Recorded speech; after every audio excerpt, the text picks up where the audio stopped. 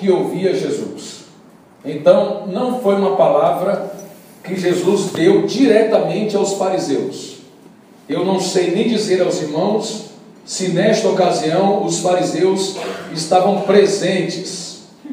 Eu não sei dizer se eles estavam presentes. Pode ser que sim, pode ser que não. Mas a palavra foi aos discípulos e àqueles que estavam ali para ouvir os ensinos de Jesus. Então, eu entendo que tudo que o Senhor falou dos fariseus tem um propósito para as nossas vidas. E é em cima desse propósito que nós vamos marchar nessa noite aqui para a glória do nome de Jesus. Entender o que Jesus queria desenvolver em nós quando falou tudo o que falou sobre os fariseus. Bom, a cadeira de Moisés é uma expressão como algumas que a gente usa hoje, por exemplo. A gente olha para uma irmã e fala: meu Deus, nem Salomão se vestiu tão bem assim, né? Calçou um sapato desse, etc. Então, essa ideia de Salomão virou uma referência para quem está bem vestido, para quem tem um sapato, uma bolsa diferente, uma gravata diferente, enfim. Então, assim também você deve entender a expressão cadeira de Moisés.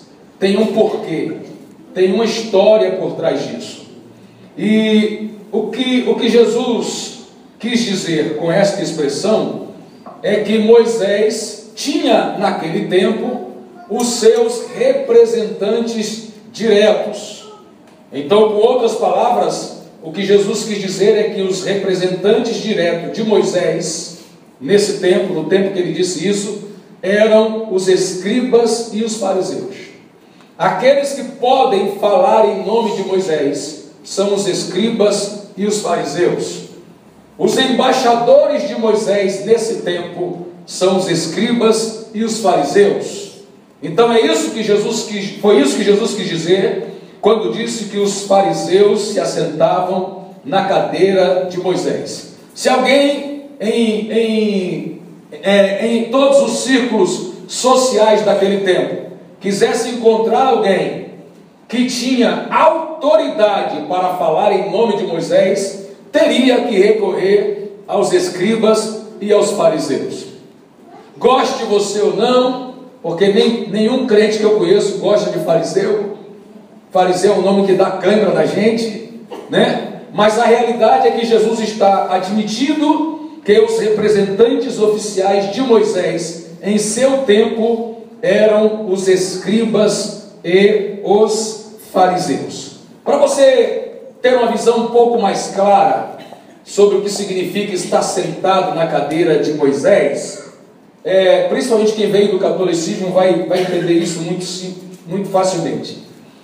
Por exemplo, o Papa Francisco hoje é o sucessor 267 de Pedro. Então, no catolicismo eles dizem que os papas, melhor dizendo, são os sucessores de Pedro. Pedro é o 01, né? Pedro XVI foi o 266 e Francisco é o Papa de número 267. Essa é uma conta oficial que a Igreja Católica faz, mas a história apresenta quase 500 papas. É porque alguns foram tão horrorosos, foram tão malignos, cumpriram um mandato tão vergonhoso que a Igreja Católica não conta mais com eles. Ela só conta 267, que é o número do Papa Francisco. Então, quando ele se refere ao Papa Francisco, ele diz: o homem que se assenta na cadeira de Pedro. Ou então diz: o homem que está no trono de Pedro, ou sucessor de Pedro. São as expressões que eles usam para fazer referência ao Papa. Isso significa que eles consideram que a autoridade apostólica que existia sobre Pedro agora é representada, passou para Francisco. Ele tem embaixo de Deus a última palavra em questões espirituais, segundo a fé católica. Na fé judaica, a última palavra vinha de Moisés. Como Moisés não estava mais entre os vivos, ele se fazia representar por um grupo de pessoas que o próprio Jesus atestou, dizendo: quem representa, quem se assenta na cadeira de Moisés são os escribas e os fariseus. As irmãs entenderam isso?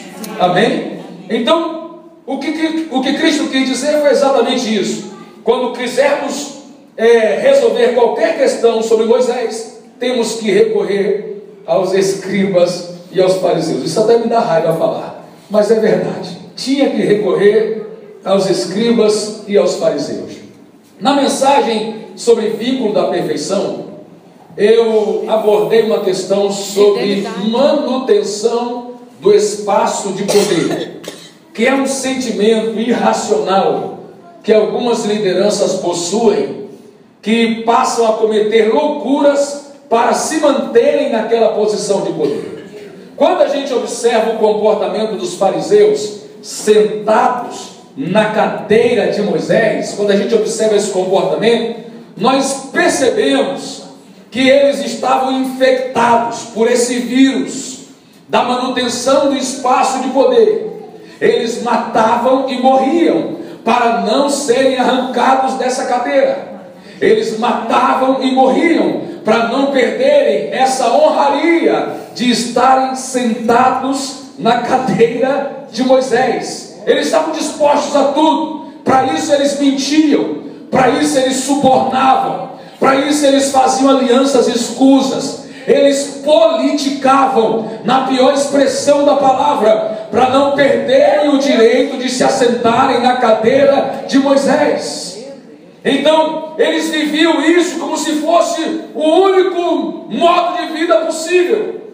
Eles tinham tanto orgulho da cadeira de Moisés, que preferiam morrer a perder esse lugar. Na verdade, pelo desenrolar da história entre os fariseus e Jesus, eles tinham tanta paixão pela cadeira de Moisés, que até o nome do livro da vida eles aceitavam riscar, para não perder o direito de continuar na cadeira de Moisés. Eu reconheço que a cadeira de Moisés é uma cadeira de grande honra, uma cadeira de grande prestígio, uma cadeira que exalta mesmo a pessoa dentre as demais, mas ela não vale a pena para perder o nome no livro da vida. Não vale a pena arriscar o nome no livro da vida para continuar sentado na cadeira de Moisés. Não vale a pena.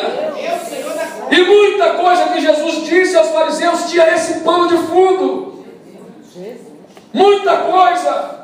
Uma vez ele contou uma história sobre dois irmãos. Um que disse ao pai: eu vou fazer, mas não foi. O outro disse: eu não faço, mas se arrependeu e acabou indo. Ele contou essa história e perguntou qual dos dois fez a vontade do pai. Os fariseus disseram: aquele que disse que não ia e acabou indo. Ele: pois é. Então eu vos digo que meretrizes e publicanos vão entrar na frente de vocês no reino de Deus. A Bíblia diz que naquele dia eles entenderam que aquela história dizia respeito a eles. E dali para frente, irmã Mônica, começaram a planejar o assassinato de Jesus Cristo.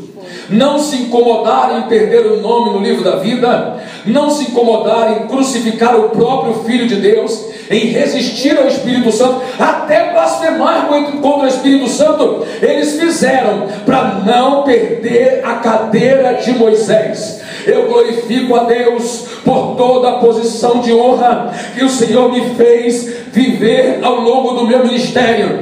Eu glorifico a Deus pelo altar de Canaã, que hoje eu tenho ocupado em lugar do pastor Eliseu aqui, como delegado dele aqui. Mas para perder o nome do livro da vida, eu não vou ser louco o suficiente para me apegar às cadeiras de autoridade que me confiaram na terra. Mais vale o nome do livro da vida do que cadeira qualquer que o homem possa me dar como lugar de honra e de exaltação.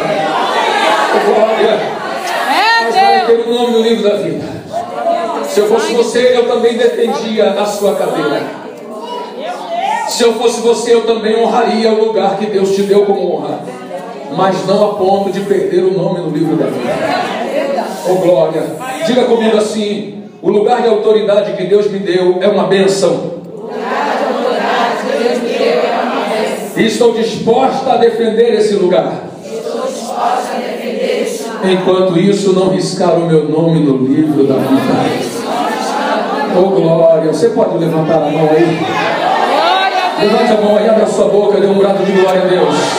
Pastor, por quê? Porque por causa de algumas cadeiras, algumas pessoas estão perdendo o nome no livro da vida. Por causa de alguns lugares de posição e de autoridade, alguns estão perdendo o direito de entrar no céu. Você não vai passar por isso. Abre a boca aí, dê um brado de glória. Mais vale o nome no livro da vida do que sentar na cadeira de Moisés. Ele assume o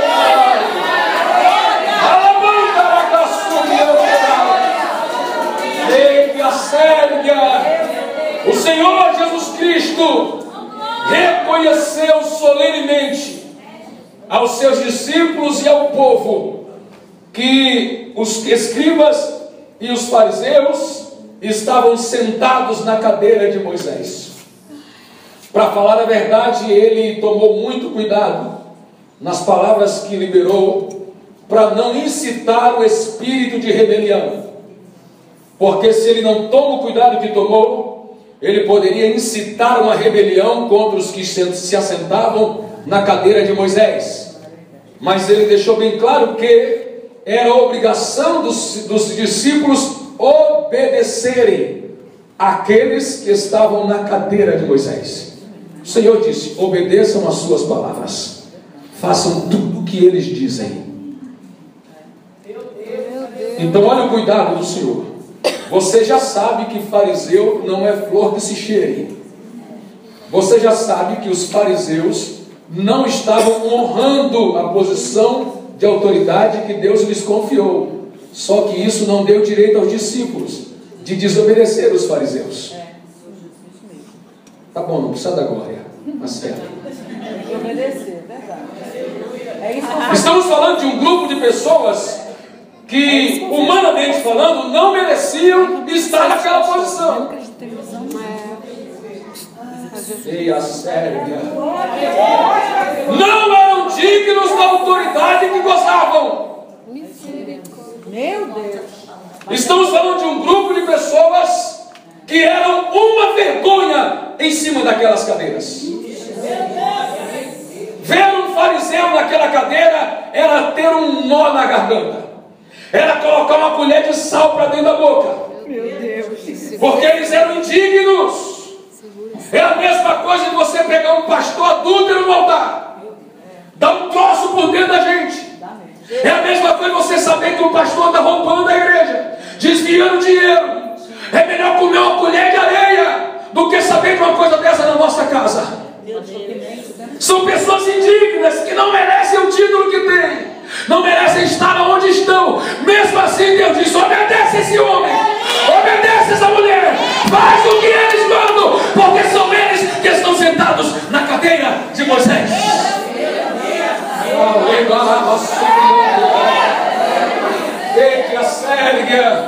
Agora, se eu sou instruído pelo meu Jesus a obedecer, eu estou ainda naquele tempo lá, no meio dos discípulos, ouvindo o mestre falando. Se eu sou instruído a obedecer homens como os fariseus, o que eu não devo fazer se encontrar alguém, nem que seja um pouco melhor do que eles? Obedecer. Se eu não tenho o direito de desobedecer nenhum tipo de crente chamado fariseu, que fala, mas não faz o que fala, que manda, mas faz diferente do que manda, nem esse, irmã Giovana, eu posso desobedecer. Porque quer queira, quer não, goste eu ou não, é ele quem está sentado na cadeira de Moisés. E enquanto Deus não tirar ele dali, é ele que vai me liderar. Alguém está entendendo isso? Enquanto Deus não arrancar ele dali, é ele que eu vou ter que obedecer. São eles que estão assentados na cadeira de Moisés. Tem duas ocasiões na Bíblia que atestam a importância do respeito a essas pessoas que estavam na cadeira de Moisés. Uma é quando Jesus dá uma resposta ao sumo sacerdote. Ele deu uma resposta e um camarada saiu do meio e deu um soco em Jesus. É assim que respondes ao sumo sacerdote? A outra ocasião é quando Paulo dá uma resposta mal criada ao sumo sacerdote. E aí chama a atenção de Paulo e diz assim: perdão, irmãos. Ele diz: eu não sabia que era o sumo sacerdote. Respeitou. Você entendeu? Porque se está na cadeira de Moisés, seja feio, seja bonito, seja mal criado, seja mal intencionado, seja bem intencionado, façam o que eles mandam. Obedeçam e façam tudo o que eles dizem. Quem está ouvindo a voz de Deus aqui, diga glória a Deus. Observe na sua Bíblia aí, do verso 8 ao 11, Jesus, ele libera uma profecia implícita. Não está claro que há uma profecia nessas palavras, mas há. E o que é que diz essa profecia implícita aí? Que os seus discípulos um dia também ocupariam posição de liderança como a dos fariseus. Pastor, como é que eu percebo isso? Verso 8 em diante, Mateus 23, verso 8 em diante. Ele diz: mas vocês não devem ser chamados rabis. Ele liga a história dos fariseus com a história dos seus discípulos. Isso aqui implica dizer que aquela mesma importância que até então estava sobre os fariseus e os escribas, um dia seria visto na vida de outras pessoas, discípulas do Senhor Jesus. É como se dissesse assim: um dia vocês estarão em cadeiras de autoridade como estas dos fariseus. Como o Senhor disse que não se deita vinho novo em odre velho, e não se costura pano novo com pano velho, ele muda a dispensação, ele põe reticências no ministério do judaísmo e inaugura a era da igreja. Na era da igreja, nas principais cadeiras da era da igreja, o Senhor coloca 12 apóstolos.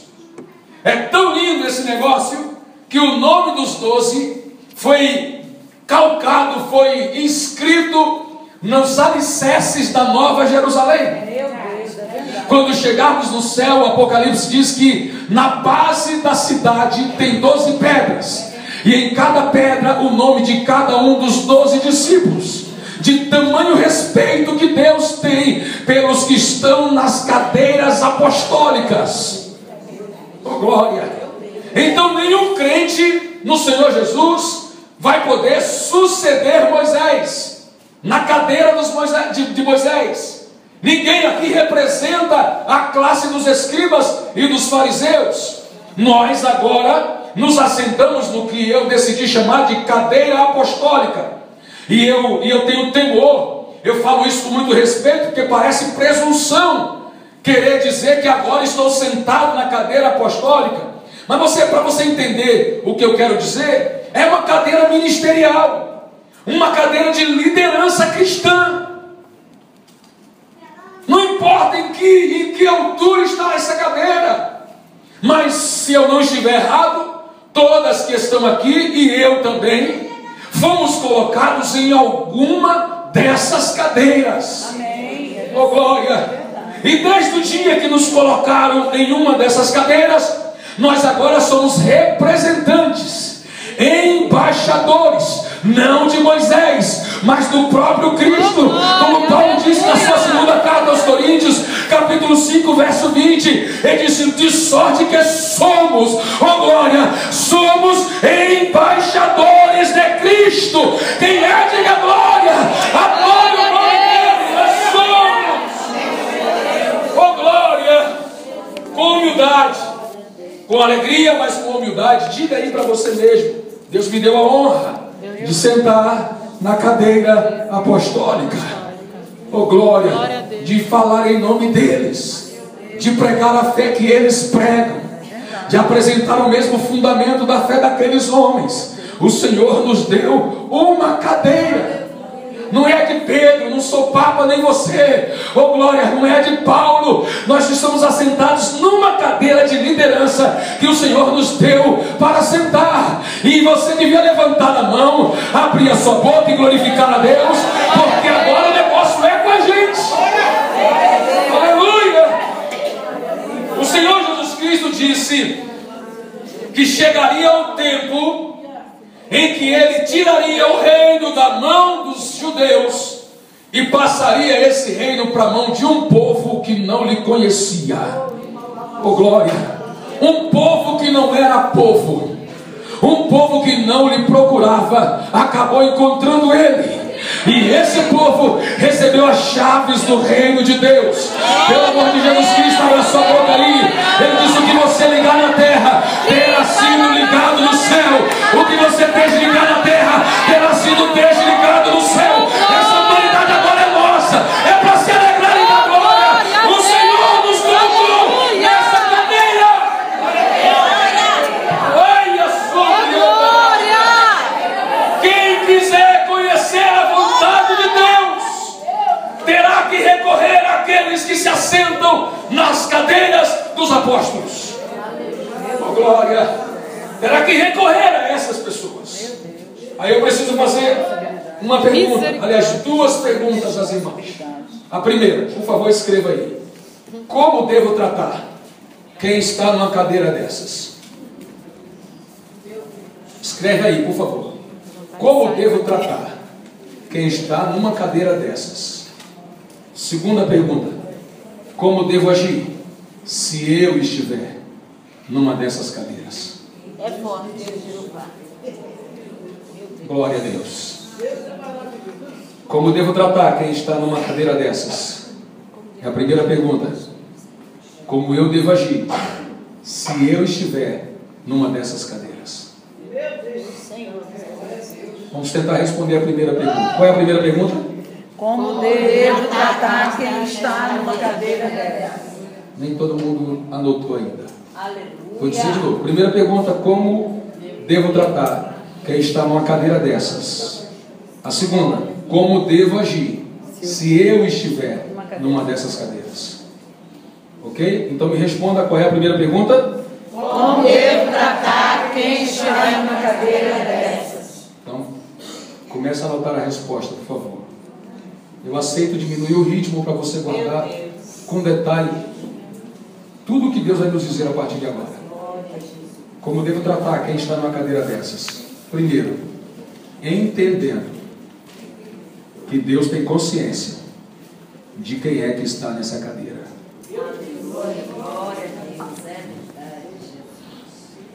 Vamos lá nos fariseus. Deus está no controle. Eu tenho certeza que muita gente olhava para um fariseu daquele e disse assim: não pode ter sido Deus que colocou ele. Estou tudo arrepiado, irmão. Aleluia, Jesus. Tenho certeza que alguém olhava para ele e falava assim: não, Deus não ia fazer uma loucura dessa. É mesmo. Isso não está certo, não é possível. Entendendo que Deus tem consciência de quem é que está nessa cadeira. Eita, mistério. Eu sei que tem certas pessoas sentadas em posições de liderança que a gente pensa: meu Deus, quem colocou essa criatura aí? É aquela história da tartaruga em cima de um fio de poste, Meu Deus. no topo de um poste, assim. Ela não chegou aí sozinha. Você pensa assim: ela não chegou aí sozinha. E ela não vai ficar aí muito tempo. Está vendo? Não chegou lá sozinha e não vai ficar aí muito tempo. Mas o que eu vejo no capítulo 23, verso 2, é que Jesus sabe quem é que está na cadeira. Coisa boa. Oh, glória. Se alguém chegar para ele e dizer: Senhor, o senhor não vai acreditar no que eu tenho para lhe dizer. Sabe quem está liderando o departamento tal? Sei. Nem precisa falar, eu já sei. Adorei, saia. Senhor, o senhor acredita que colocaram fulano como líder de tal departamento? Sim, acredito. Por que o senhor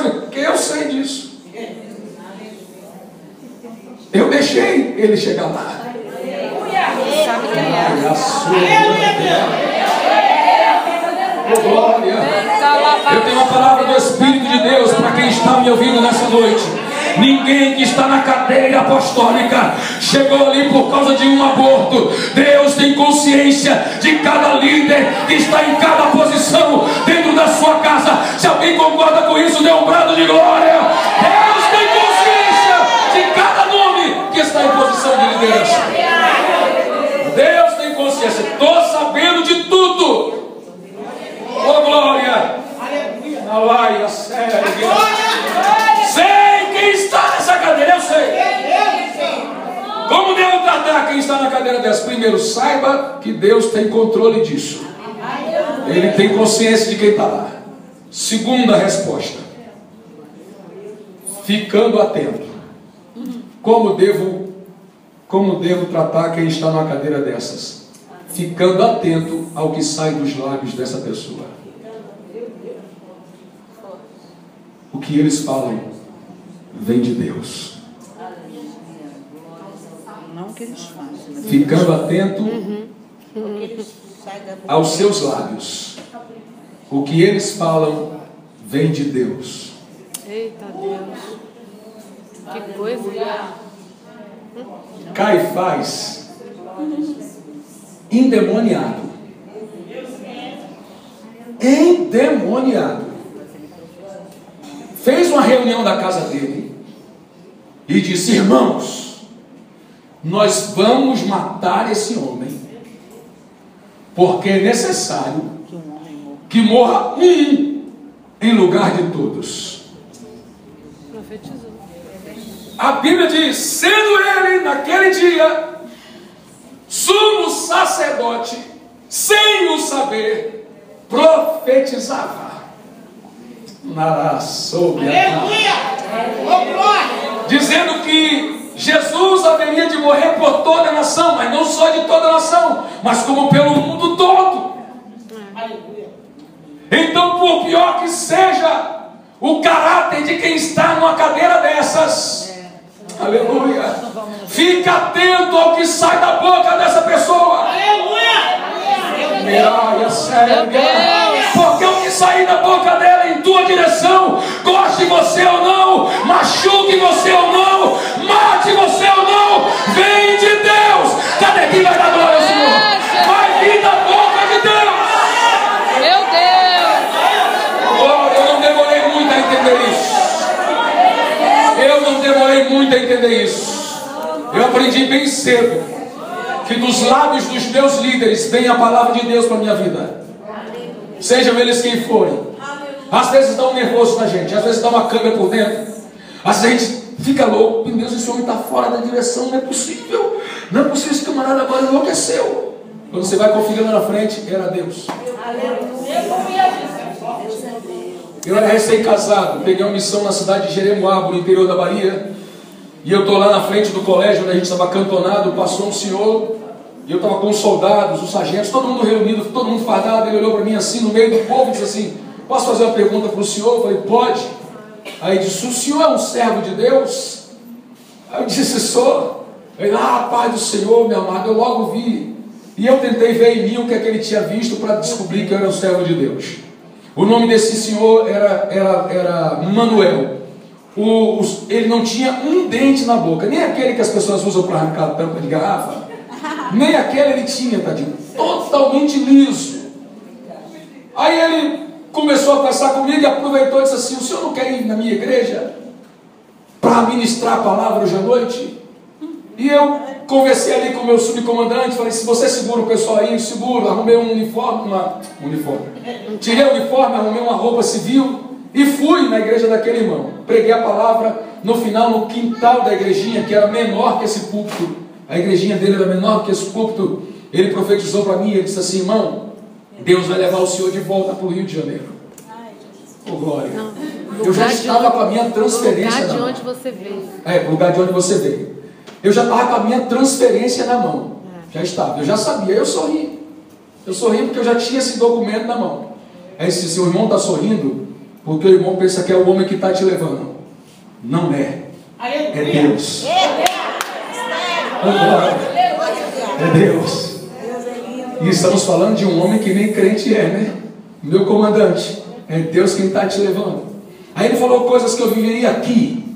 Esse irmão disse para mim assim: quarta-feira, irmão, para o irmão saber que é Deus que está falando contigo. Quarta-feira, ele ainda disse assim: na quarta-feira dos homens, o seu pastor vai chamar o irmão no canto da parede.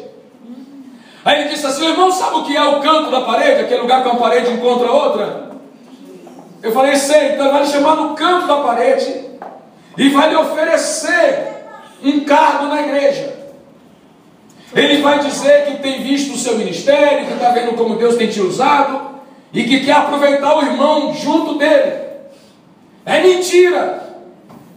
Na verdade, ele está com inveja do que Deus começou a fazer na sua vida. E ele quer parar o seu ministério. Falou comigo, ele quer parar o seu ministério. Aí eu tomei um susto. Eu falei: então eu não vou aceitar. Ele falou: é aí que está. É para o irmão aceitar.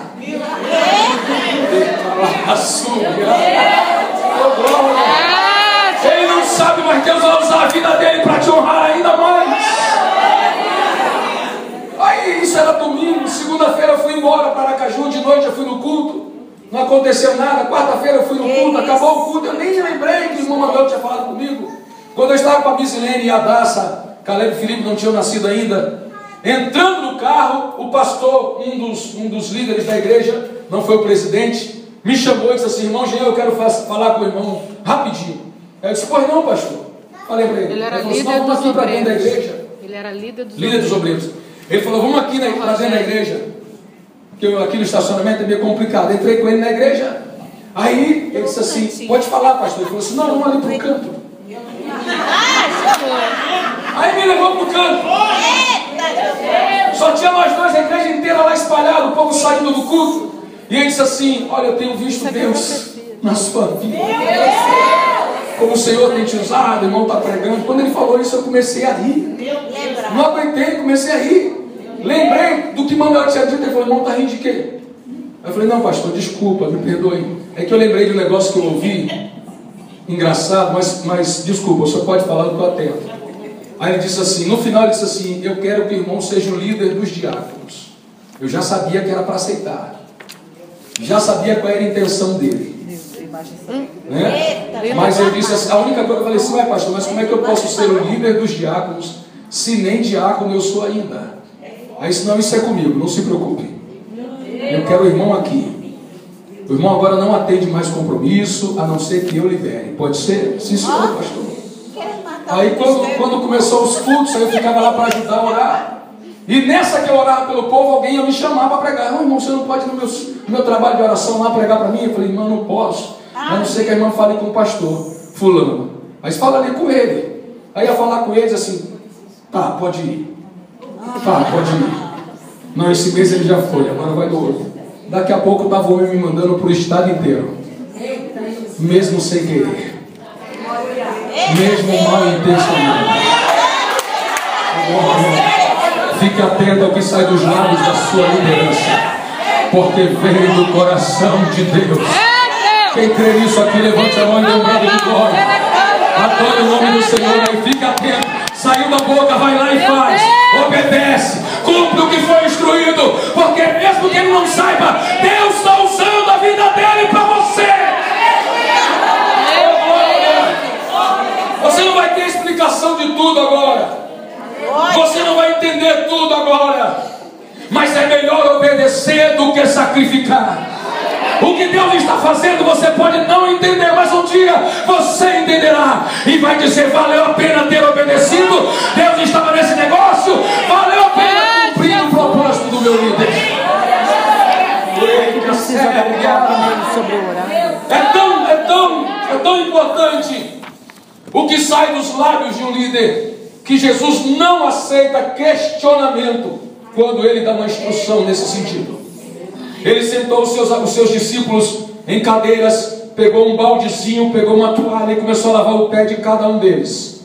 Lavou de primeiro, do segundo, e Pedrão ficou olhando aqui. Olhando. Pedro, mais astuto que os outros, já sei o que isso vai dar. E Jesus falando: estou fazendo isso para vocês fazerem o mesmo. Aí Pedro já se imaginou aonde, mamãe? Lavando o pé de Lavando o pé de outro lá. Esse tipo de liderança não serve para mim. Eu gosto daquela que a gente fala e põe o pé no pescoço dos outros. Eu estou doido para devolver o que os fariseus fizeram comigo. Senhor, quando chegou na cadeira do lado do Senhor, o meu pé o Senhor não vai lavar. Eu não concordo com essa visão.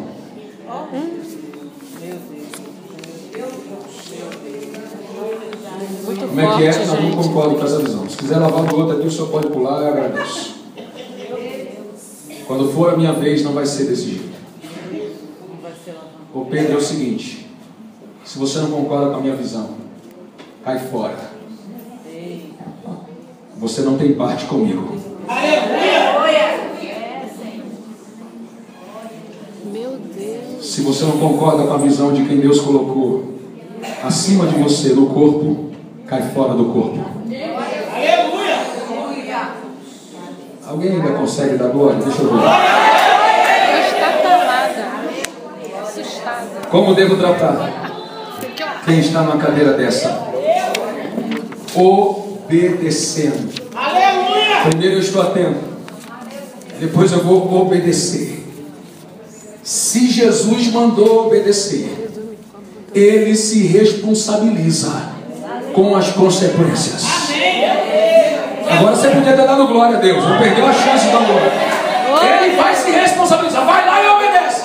Deixa que eu me responsabilizo. Ouça o que Deus me falou. Ele quer acabar com o teu ministério. Ele quer acabar com a sua vida ministerial. Ele quer que você pare de pregar. Ele está mal intencionado. Obedece. Como é que eu vou obedecer? Ele quer me matar. Obedece a si mesmo. Ele quer acabar com o meu ministério. Obedece a si mesmo. Ele quer acabar com a minha vida. Obedece a si mesmo.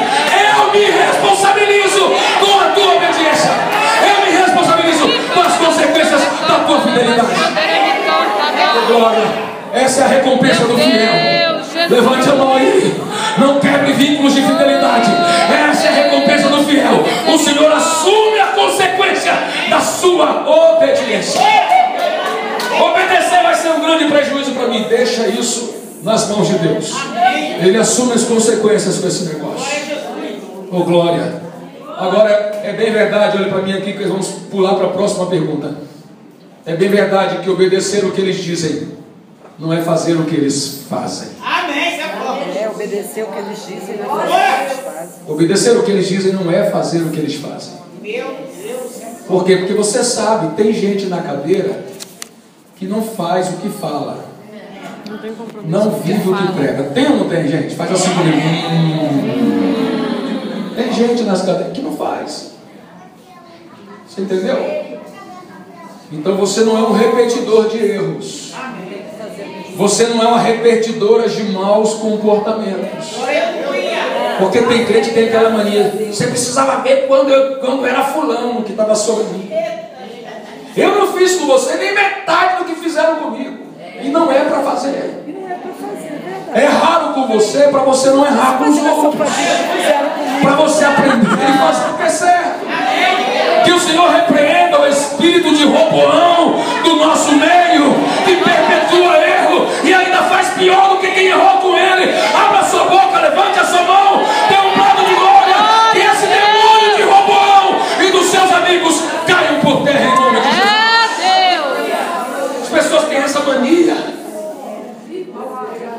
Fala Roboão, disseram assim: olha, seu pai foi cruel com a gente, foi injusto. Faz diferente, nós te serviremos. Ele perguntou aos sábios. Os sábios disseram assim: ô Romão, eles estão certos. Disseram assim: faz o que eles estão precisando, que eles vão te servir para sempre, e o teu reino será sustentado. Rapaz, não gostei desse negócio não. Aí chamou os garotos da idade dele. Diz a Bíblia, nécios. Nécio, você sabe, louco, né? Louco. Você disse: rapaz, me diz aí, no meu lugar vocês fariam o quê? Eu diria assim: meu pai açoitou vocês com cordas, eu vou açoitar com escorpião. Porque meu dedo mindinho é mais grosso que os lombos do meu pai. É nada. Fraco, perdeu o reino. tão fraco que não sabe a quem dá ouvidos. Se você já ouviu a voz da sabedoria, não procure outra. Glória a Deus. Fica com o que está na palavra de Deus. Não procure outra. Vou fazer pior. Tá bom, perdeu tudo. Por quê? Porque tem gente assim, quando chega a vender, fala assim, agora eu vou mostrar como é que humilha as pessoas. O Deus que colocou os fariseus na cadeira de Moisés foi o mesmo que tirou para sempre. Como devo agir? Se eu estiver numa dessas cadeiras. Primeira resposta. Versículo 3. Viva o que você prega. Eita Deus tremendo. É para dar glória, gente. Glória a Deus. Versículo 3. Jesus disse assim: façam o que eles fazem, façam o que eles dizem, mas não façam o que eles fazem, pois não praticam o que pregam. Então, quando chegar a minha vez de estar numa cadeira dessa, primeira coisa que eu vou fazer, vou viver tudo aquilo que eu prego. O apóstolo Paulo disse: eu submeto o meu corpo à escravidão, para não ser condenado naquilo que eu prego. Nós temos que aprender que essa posição de honra tem que ser tratada com honra. Oh, glória! Temos que começar a dar valor às oportunidades de liderança que o Senhor nos tem concedido. E a primeira atitude para quem quer dar valor a essa oportunidade é ter vergonha na cara. É parar de ser uma boca aberta e fazer exatamente aquilo que você ensina os outros. Você prega, então faz o que você prega. Você manda, então faz o que você manda. Viva aquilo que você ensina antes de ensinar as pessoas. Por quê? Porque as suas palavras vão convencer pessoas, mas o seu exemplo é quem vai arrastar. Glória. As pessoas vão acreditar muito mais no que você faz do que naquilo que você fala. É como disse alguém ali: as tuas obras falam tão alto que eu não consigo ouvir a sua voz. E o problema da degeneração da igreja hoje está na sua liderança, nos que estão sentados nas cadeiras dos apóstolos. Porque são pessoas indignas, são pessoas que não vivem o que prega. A maioria dos escândalos que a gente escuta hoje em dia acontece em cima dos altares. Cair, adultério, lá no altar. Mentiroso, lá no altar. Bandido, metido com agiota, metido com corrupção, lá no altar. Por isso que o povo está se estragando, porque a liderança não tem vergonha de viver aquilo que prega. Vai chegar a sua vez. Esse tipo de palavra jamais se pregaria historicamente, jamais se pregaria a um grupo de mulheres, porque elas não tiveram, nunca tiveram a oportunidade que vocês estão tendo agora de se assentarem em cadeiras de liderança. Até pastoras nós temos em nosso meio. Por quê? Porque alguns não honraram, e Deus está levando outras, levantando outras, e vai continuar mudando até que a casa dele seja perfeita para a glória do nome do Senhor.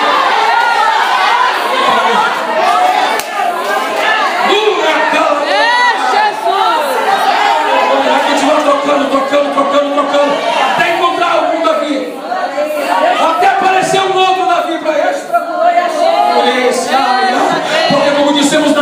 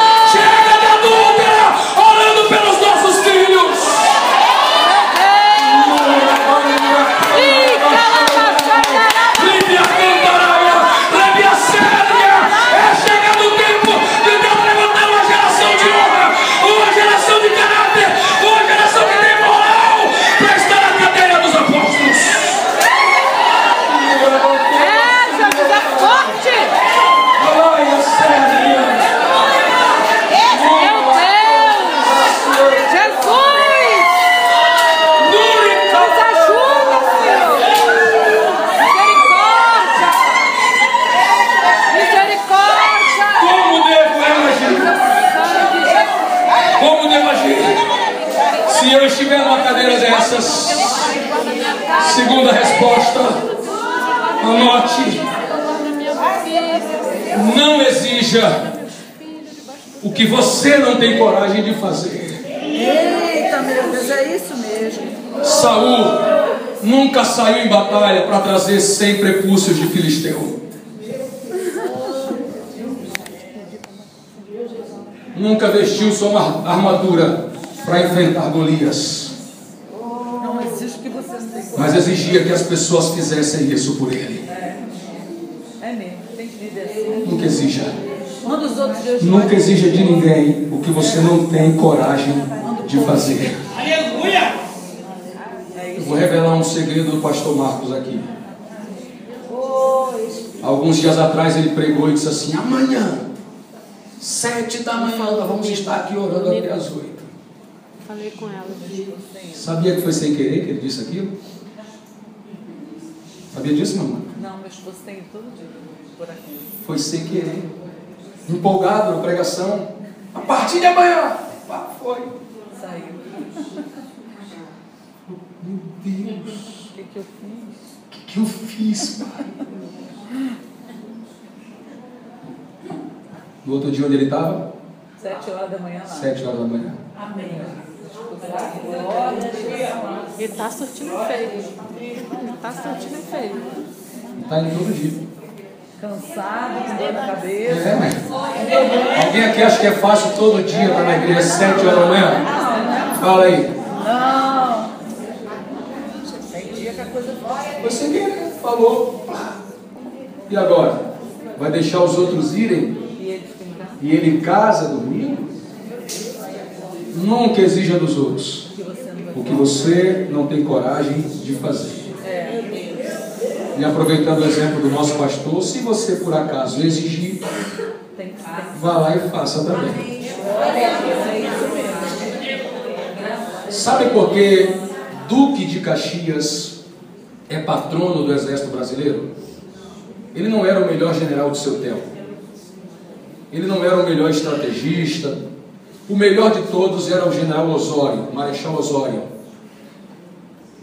Muito mais inteligente, mais antigo, muito superior a Caxias em vários aspectos.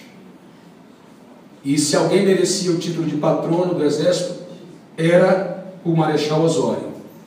Ele é o patrono da arma de cavalaria. Está aqui embaixo e Caxias está lá em cima. Por que é que Caxias é o patrono do Exército Brasileiro? Porque na guerra, na Batalha de Itororó contra os paraguaios, uma ponte, a famosa ponte de Itororó, estava toda batida por fogos de artilharia, uma artilharia perfeita do Exército Paraguaio. Quem tentou entrar naquela ponte morreu. Não tinha como passar aquele negócio. De repente o general sai lá de trás com a espada para cima e gritou no meio da ponte: sigam-me aqueles que são brasileiros. Todo mundo achou que o general tinha surtado, mas quando ele estava no meio da ponte começou a entrar uma massa de gente lá. Muitos caíram, muitos morreram, mas para pavor dos paraguaios o exército chegou inteiro do outro lado, e foi ali que o Brasil ganhou a guerra. Aleluia! E é por isso que ele é o patrono do exército brasileiro. Com toda a virtude que Osório tinha, ele nunca fez aquilo que Caxias teve coragem de fazer. O Senhor tem um lugar de honra ainda maior do que este que já tem te dado, mas você vai ter que ter coragem para fazer aquilo que todo mundo que está abaixo de você tem que fazer. Quem está ouvindo isso, diga glória a Deus. Eles atam fardos pesados e difíceis de suportar. Verso 4: e os põem sobre os ombros dos homens, eles, porém, nem com o dedo querem movê-los. Você entendeu? Então ele sobrecarrega seus liderados, mas não tem coragem de fazer o mínimo que os liderados fazem. E eu estou apavorado com esta geração, onde na igreja, o líder é quem menos ora. O líder é quem menos lê a Bíblia.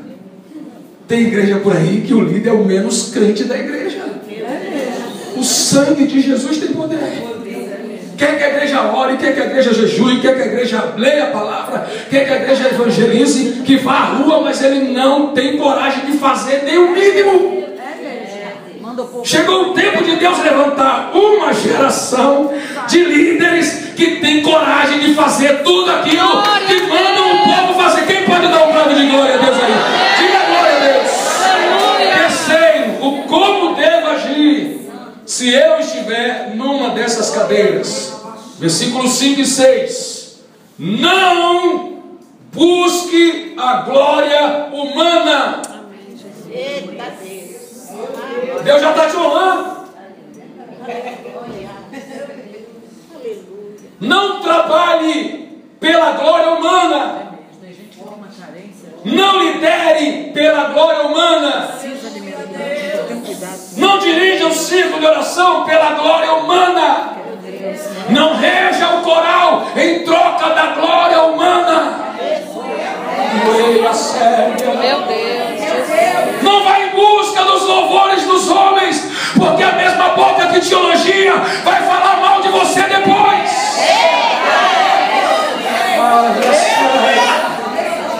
Não se esforce pelos louvores, pela glória humana, não faça isso. Olha o que está escrito: tudo que eles fazem é para serem vistos pelos homens. Eles fazem seus filactérios bem largos e as franjas de suas vestes bem longas.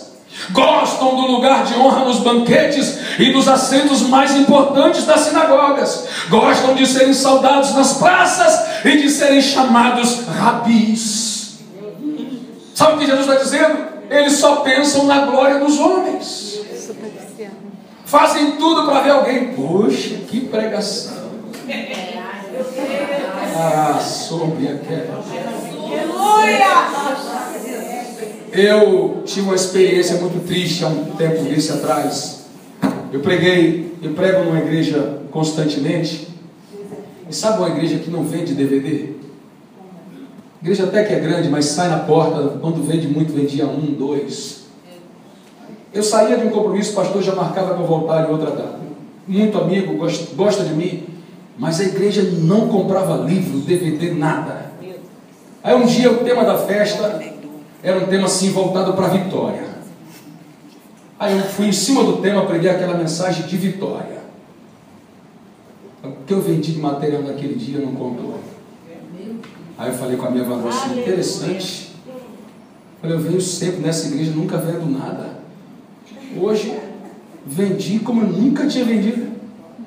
Aí ela disse assim, você já viu o que você pregou hoje? Só o que o povo quer ouvir. Só o que o povo quer ouvir.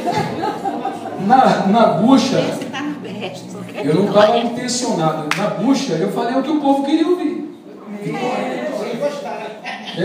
Nas outras vezes que eu cheguei lá e que o pau quebrou, me deixaram ir com um bolso vazio para casa. Você está entendendo? Naquele dia, eu poderia ter aprendido uma lição. A partir de agora, só prego mensagem de vitória.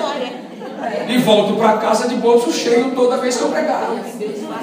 Né? Isso se eu estivesse interessado no louvor dos homens. Porque na realidade as pessoas pagam melhor para quem faz o que elas querem.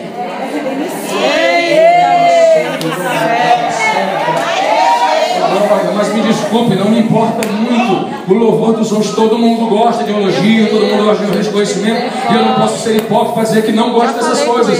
Mas eu não estou aqui para isso. Eu estou aqui para que Deus diga, servo bom e fiel, fiel foste no pouco, sobre muito eu te colocarei. Entra para o gozo do teu Senhor. Alguém está ouvindo a voz de Deus aqui? Olha a voz de Deus, glória. Ei, não busque a glória humana. Você não vai longe se a sua preocupação for essa. Você não vai longe. Não busque a glória humana e muito menos, em quarto lugar, não busque a glória de Deus. Não receba, não queira para você a glória de Deus. Ele disse, a minha glória é minha. E ao outro eu não a darei. Glória, porque tem alguns que já não se satisfazem mais com a glória dos homens, e eles querem a glória do próprio Deus. Eles conseguem dizer: assim diz o Senhor, quando o Senhor nada disse. Quem está dizendo é Ele. Então ele está se colocando no lugar de Deus, porque ele, além da glória dos homens, agora quer a própria glória do Senhor. Quer ser chamado de rabi, quer ser chamado de mestre, quer ser chamado de divindade, quer que a palavra dele seja do próprio Deus, mas o Senhor não vai colocar o nome dele naquilo que ele não disse. Alguém está entendendo o que Deus está falando aqui? Meu Deus, tem misericórdia, Senhor. Quinto, não se esqueça, verso 11, de ser servo de todos. Um dia Deus vai te dar uma honra que ainda não te deu. Quando esse dia chegar, não se esqueça de ser servo. Jesus disse assim: os homens são assim, ó, o maior explora o menor, mas entre vocês não vai ser desse jeito. Pelo contrário, entre vocês o maior é quem vai servir o menor. Anote aí, sexto. Glória a Deus. Cuidado para não fechar o reino de Deus a outras pessoas. Deixa eu lhe dizer um negócio. O lugar mais perigoso que tem numa igreja é aqui em cima. Porque a depender de como você se comporta ali, você fecha o reino de Deus para algumas pessoas. Irmã Mônica, eu aprendi na Bíblia que é melhor ser um suicida do que fazer alguém se desviar da casa de Deus. Falou isso hoje? É melhor ser um suicida do que fazer alguém se desviar da igreja. E desculpa, tá? Tem muita gente aqui precisando mesmo ouvir isso. Meu Deus. Jesus tem misericórdia. Jesus tem misericórdia. Se você souber que tem alguém fora da igreja por tua causa, vai atrás dele. Jesus falou que era melhor você ter amarrado uma pedra de moinho no pescoço e se jogar no meio do mar,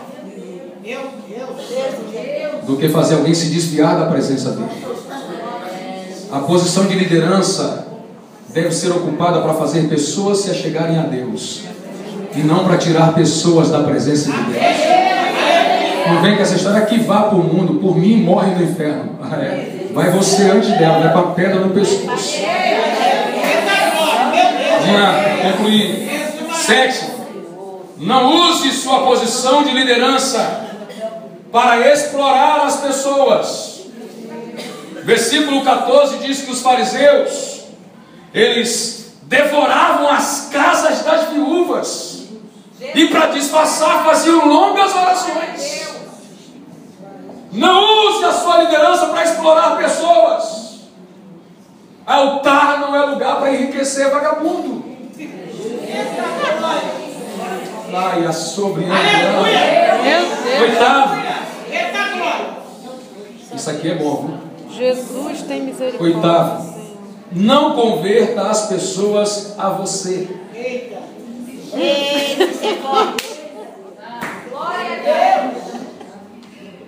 Está chorando ou está rindo? Tô com medo. Tá forte hoje a presença. Não sai daqui sem dobrar o joelho aí não, meu filho. Não converta as pessoas a você. Converta as pessoas a Deus. Eu quero ler isso. Versículo 15. Ai de vocês, mestres da lei e fariseus hipócritas, porque percorrem a terra e o mar para fazer um convertido. E quando conseguem, fazem dele 2 vezes mais filho do inferno do que vocês. Se você converte pessoas a você, você está transformando ela 2 vezes filho do inferno. Por quê? Porque você não foi a pessoa que morreu na cruz. Você está representando ele. Então quando as pessoas chegarem a você, diga: eu não mando em ninguém aqui. O glória, o Senhor é aquele do Calvário. Levante a mão para glorificar o Senhor. Não converta pessoas a você. Converta pessoas a Deus. Meu Deus. Os meus liderados não são os meus soldadinhos, não são os meus escravos. Nós estamos vendo um tempo em que os líderes se sentem shakes, né? Irmã, cadê meu copo? Eu já cheguei à igreja que eu fiquei com vergonha pelo pastor. Irmão, vou esperar até quando? E a pobre coitada vinha tremendo para botar o prato dele. Ah, é verdade. Eu não sabia onde enfiar minha cara. É verdade. Não converta pessoas a você. Você não manda nas pessoas. Você não é o Senhor delas. Oh glória, o Senhor delas tem a mão furada. Tem aquele que morreu no Calvário. Converta pessoas a Cristo. 9. Vamos concluir. Oh glória, meu Deus, me cobre com teu sangue. Não se esforce pela instituição. Se esforce pelo reino de Deus. Porque algumas pessoas se aproveitam da instituição. Eu tenho algumas observações sobre um escritor que é muito recomendado por aí afora. Mas ele diz assim: se alguém não compartilha da sua instituição, convide essa pessoa a sair. Meu trabalho não é pela instituição, meu trabalho é pelo reino. Se a instituição valesse mais do que o reino, a gente ainda estava lá na católica. Lutero nos tirou de lá, porque o reino vale mais do que a instituição. Alguém pode dar um brado de glória a Deus aí? 10º, versículo 23. Não se atribule com bobagens. Não perca sua paz com picuinha. Se ocupe com o que realmente for importante. Olha o que diz o 23 aqui, ó. Ai de vocês, mestres da lei e fariseus hipócritas. Vocês dão dízimo da hortelã, do endro, do cominho, mas têm negligenciado os preceitos mais importantes da lei, que são a justiça, a misericórdia e a fidelidade. Vocês devem praticar estas coisas sem omitir aquelas.